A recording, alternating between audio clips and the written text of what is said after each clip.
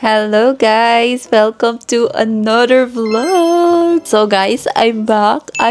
Yes, sana ma-upload ko to, diba? Pero yes, I'm back here in YouTube. Wag muna ako magkwento. Ay, kwento ko muna is kung nasan tayo ngayon. Hindi na ako marunong mag-vlog. So guys, we're here at Tokyo, Japan. One of our dream country. Yes, we made it. Thank you, Lord.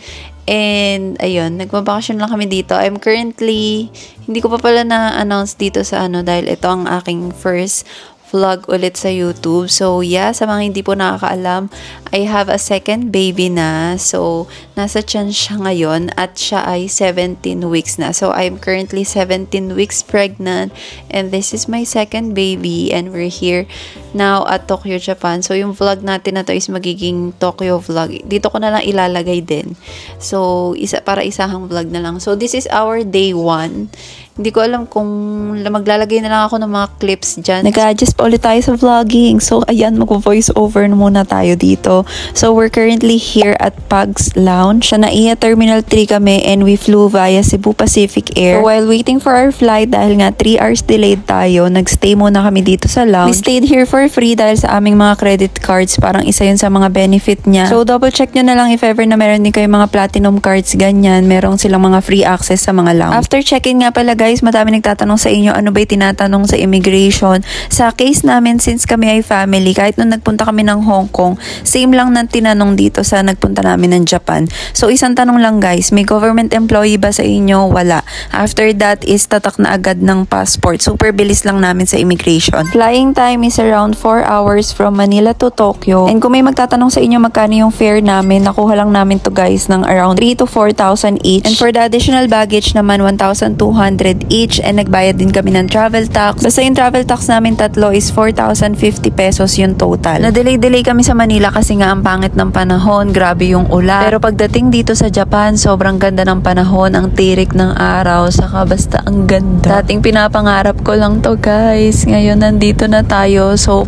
this is a reminder to manifest and of course work hard. So ayan, pag-land namin dito sa Narita Airport, picture taking kasi nga marami dito yung mga welcome to Japan na sign, ganyan. And guys, ang laki ng airport nila, ang haba ng lakaran. So the lakaran starts here. Dito pa lang nag-i-start. Pero hindi ka naman maiinip kasi ang dami mong makikita. So after all the picture taking, lakad papunta sa immigration. Pagdating sa immigration guys, same process lang din sa atin, passport and then picture taking. Pero I really suggest guys na mag-download kayo ng Google Translator or any translator from English to Japanese. Kasi medyo nahihirapan talaga kami makapag-communicate dito in English. After immigration, nagmamadali na kaming kunin yung luggage kasi naghihintay na yung aming private transfer. So we book a private transfer from airport to our hotel via Klook. This is a van transfer guys and ang kinuha namin is yung 10-seater since 9 packs kami. And super sulit, very recommended especially if you have kids. So you can book it via Klook and use my discount code para maka-discount kayo. Ayan, nandito na tayo sa hotel. So, we book here at the Hop in Tokyo, Asakusa. We also book this hotel via Klook and maganda yung location. Malapit siya sa temple, malapit siya sa mga train station. Pagbaba mo sa lobby, konting lakad lang is meron ka ng convenience store na makikita. Ang dami din kainan na malapit guys. Malapit din dito yung Ichiran Ramen na Asakusa. And let's do a quick room tour. So, this one is the standard double room. Since tatlo lang naman kami at maliit lang si Yana, okay lang sa amin yung isang bed na queen size. And we got this guys for only 26,100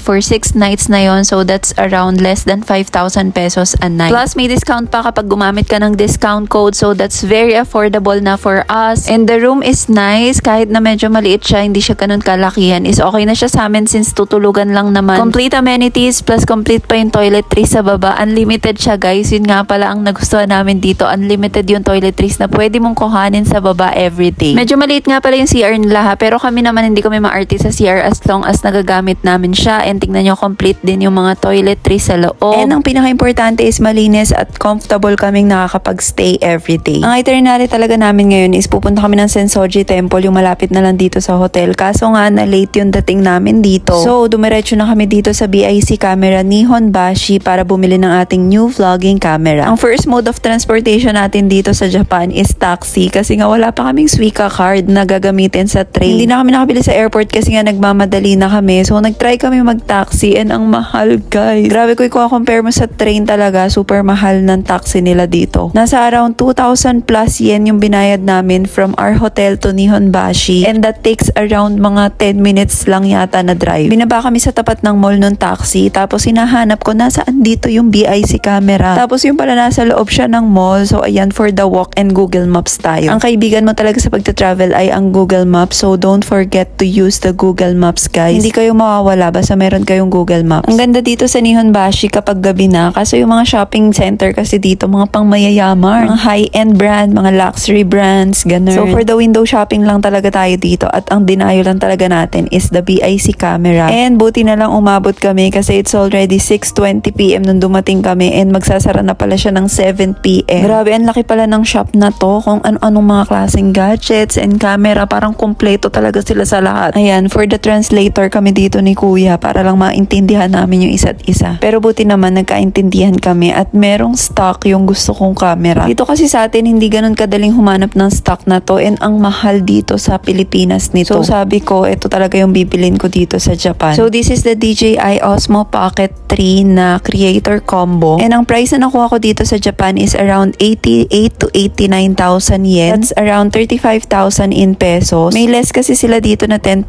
dahil nga tax-free. Tapos above that, alam ko meron pang mga less. So I think mas affordable talaga pag dito sa Japan kasi nga sa Manila nasa around 40,000 plus pesos to. Dito na din ako bumili ng memory card para nga magamit ko na siya sa aming trip. At alam nyo ba, sobrang nasayangan pa ako sa mode of payment ko dito. Kasi ang pambayad ko talaga dito is the GoTime. So linoadan ko yung GoTime card ko. Kaso nung magbabayad na ako, nag-e-error siya na nag-e-error. Ayaw gumana nung GoTime card ko. Naghahanap ako ng ATM kung saan pwede mag-withdraw. Kaso sabi nung salesperson is magsasara na sila sa kawalang ATM na malapit. So wala akong choice. Ginamit ko yung credit card ko na merong charge na around 5%. So sobrang sayang talaga kasi parang nadagdagan ng 2,000 pesos na charge. Sayang, pangkain na din sana yun. So if ever nabibili kayo dito, I recommend na mag-withdraw na kayo beforehand or cash na lang yung gamitin nyo. Yung warranty nga pala nito ha, bibilin mo siya. Nagulat nga din ako pinapili niya ako kung 1 year or 2 years tapos may bayad pala siya. Muntik na akong pumili. Hindi ko alam kung sa lahat ba ng DJI yun na bibilin mo yung warranty or dito lang sa Japan. Pero hindi na ako bumili since ako naman yung nag-unbox saka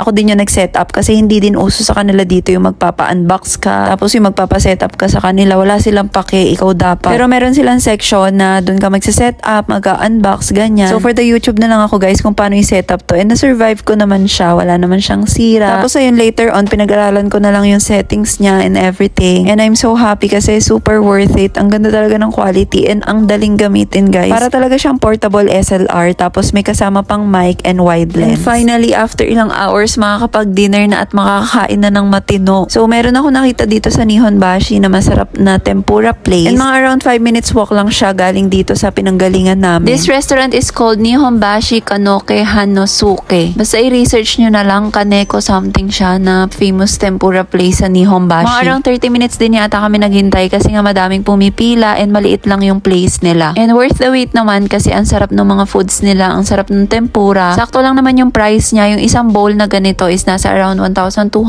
yen and ang dami niya ng laman. Marami na siyang toppings and pwede din kayo mag-order ng a la carte na tempura and kung ano-ano. And of course, try natin ang kanilang vendo machine. Kahit sa part yata dito sa Japan merong ganito. After dinner, dumiretso na kami sa train station para maghanap ng Suica card. Yung Suica card kasi guys is pwede mo siyang gamitin sa lahat ng line. Marami kasing line dito sa Japan. So, ang na-research ko is kapag yung Suica card, any line is pwede siyang paggamitan. Diyan, sobrang gulo ng day 1 natin kasi hindi ako nakapag-vlog ng maayos dahil nga ngayon lang kakabili ko lang nitong camera natin. Siguro nakita nyo na dyan sa clip kung saan kami kumain. That's our first meal for today. Breakfast, lunch, dinner na yun kasi nga sa sobrang delayed hindi na kami nakakain. Kumain lang ako sa aeroplano yata ng cup noodles. So, by the way, our itinerary for tomorrow is Disneyland. So that's it for our day 1. Sa Nihonbashi lang kami talaga pumunta para bilhin itong vlogging camera na to. Dapat ang first day talaga namin is dito sa Asakusa, which is sa Sensoji Temple. Kaso nga, sobrang delayed na kami dumating dito. As in, dumating kami ng hotel namin mga 5 p.m. na kasi nga may travel pa from airport to hotel. Pero buti na lang talaga nag-book kami ng airport transfer kasi sobrang hassle-free, guys. As in, lalo na pag may kasama kayong bata, I recommend talaga na mag-book kayo ng private transfer, yung van. Ayan, van yung sinakyan namin kasi we are a group of 9. So, ayun, 7,000 pesos yata papunta. From Narita to dito sa Asakusa. And maano siya, guys, malayo. So, I think sulit na yung 7,000 kasi sobrang hassle-free and talaga hinintay kami kahit super delayed na. So, thumbs up dyan sa, sa Klook dahil dyan. 5-star kayo, char. Hoy, 5 minutes na to. Ay, okay lang pala kasi YouTube naman to. Pero yun, dito ko na i-end yung vlog natin, guys. Talaga nag-introduce lang ako ulit. Dahil nga, this is our first vlog again after how many years. Basta ang tagal nung huling talagang totoong vlog natin. So, maybe madaming changes kasi nakalimutan ko na din mag-edit. Siguro i-edit ko to sa cellphone na lang din. Mas madali kasi mag-edit sa cellphone kaysa sa laptop, kasakit sa ulo.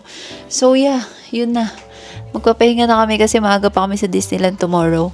Bye, guys! Ay, si Rihanna pala. Papakita ko sa inyo si Rihanna. Ayan, yun nasa chan ko lang nung tayo nagvo-vlog. Say hi, everyone! Hi, everyone! Oh, di ba? Ang laki niya na ngayon. Meron na tayo ulit second baby and may second na tayo ulit.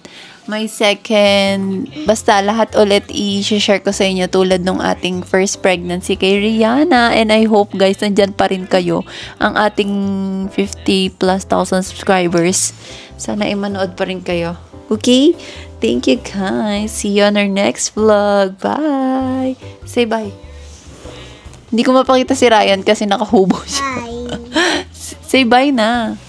Bye! Everyone. Bye, everyone! Thank you for watching. Thank you for watching. See you on our day 2. See you on our day 2.